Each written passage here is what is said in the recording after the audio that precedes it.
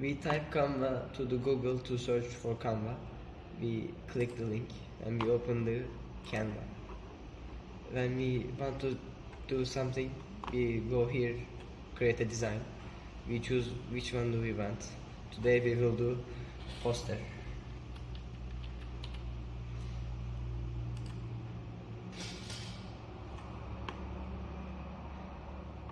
In this page we can choose past designs. At here we can add something, photos or else. These are what we loaded at this page. We can use like this. This part we can add rights, we can add paragraphs to our Canva design.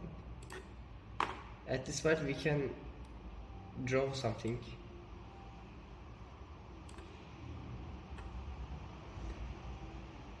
And when we load this first, we will go to share part and we choose download.